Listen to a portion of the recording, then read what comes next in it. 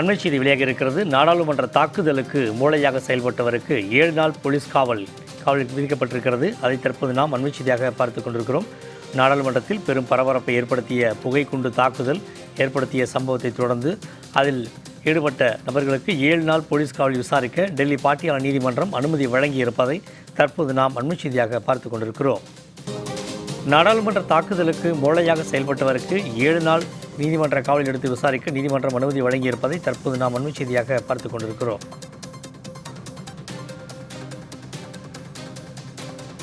இது தொடர்பான கூடுதல் விவரங்களை தெரிவிக்கிறார் நமது செய்தியாளர் யோகேஸ்வரன். விரிவான தகவல்களை சொல்லுங்க யோகேஸ்வரன். கடந்த 13ஆம் தேதி நாடாளுமன்றத்துடைய மக்களவைக்குள்ள 2 நபர்கள் சட்டவிரோதமாக உள்ளே நுழைந்து வண்ண பொடிகள் இருக்கக்கூடிய அந்த வெடிகளை எல்லாம் வெடிக்க செய்து தாக்குதல் நடத்தி இருந்தார்கள். இந்த விவகாரங்கள் தொடர்பாக ஏற்கனவே ஒரு பெண் உட்பட 4 பேர் கைது செய்யப்பட்டு அவர்கள் டெல்லியில் இருக்கக்கூடிய பாட்டியாலா நீதிமன்றத்துல ஆஜர்படுத்தப்பட்டு அவர்களுக்கு ஏற்கனவே 7 நாள் விசாரணை காவல் கிடைக்கப்பட்டு டெல்லி காவல்துறையுடைய சிறப்பு பிரிவு போலீசாரை பொறுத்த மட்டிலும் தொடர்ந்து விசாரணைகளை எல்லாம் மேற்கொண்டு வருகிறார்கள்.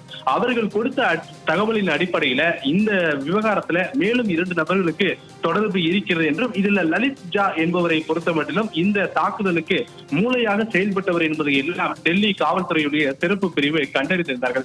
இவர்கள் இருவரையுமே தேடக்கூடிய பணிகள் என்பது முடுக்கிவிட்டிருந்த நிலையில நேற்றைய தினம் டெல்லி காவல்துறையுடைய சிறப்பு பிரிவு அதிகாரிகளிடம் லலித் ஜாவை பொறுத்த மட்டுமே சரணடைந்தார் என்று டெல்லி காவல்துறை தரப்புல தெரிவிக்கப்பட்டது. அவர் தொடர்ச்சியாக அவரிடம் விசாரணை நடத்தப்பட்ட நிலையில இன்று பிற்பகல்ல அவர் டெல்லியில் இருக்கக்கூடிய சப்தர்ஜங் மருத்துவமனையில மருத்துவ பரிசோதனைக்காக அனுமதிக்கப்பட்டிருந்தார். தொடர்ச்சியாக மருத்துவ பரிசோதனைகள் முடிவடைந்ததற்கு பிறகு டெல்லியில் இருக்கக்கூடிய பாட்டியாலா நீதிமன்றத்துல நீதிபதி முன்பு ஆஜர்படுத்தப்பட்டார். முதல்ல காவல்துறை தரப்புல இருந்து என்ன சொன்னாங்க அப்படின்னா, இந்த விவகாரங்களை பொறுத்த மட்டுமே இவர் முக்கிய ஒரு மூளையாக செயல்பட்டிருக்க இவரிடம் இந்த விவகாரங்கள் தொடர்பாக அதிக அளவுல விசாரணை என்பது தேவையாக இருக்கிறது. மிக முக்கியமாக இவர்களுடைய நோக்கங்கள் என்ன, சதி எப்படி நடந்தது, அவர்களுக்கு நிதி எப்படி கிடைத்தது. ஏனென்றால் கைது செய்யப்பட்டிருக்கக்கூடிய 5 பேருமே ஒரு கஷ்டமான ஒரு சூழலில் பின்புலத்திலிருந்து வந்தவர்கள். அவர்களுக்கு நிதி எப்படி கிடைத்தது, இப்படி உள்ளிட்ட பல்வேறு விஷயங்கள், இவர்களுக்கு பின்புலத்தில் யாரேனும் இருக்கிறார்களா, இப்படியான விஷயங்களை எல்லாம் நாங்கள் விசாரிக்கப்பட வேண்டியது இருக்கிறது. அதன் காரணமாக தங்களுக்கு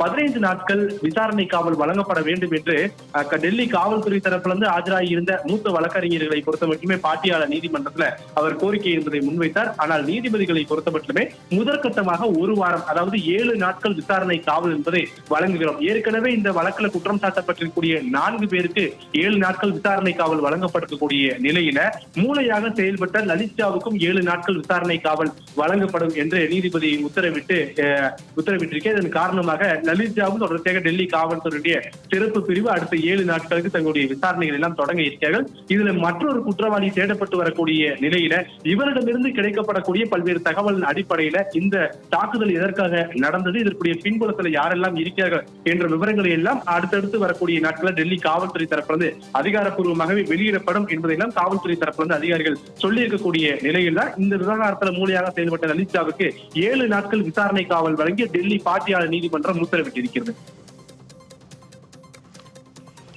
விரிவான தகவல்களுக்கு நன்றி யோகேஸ்வரன்.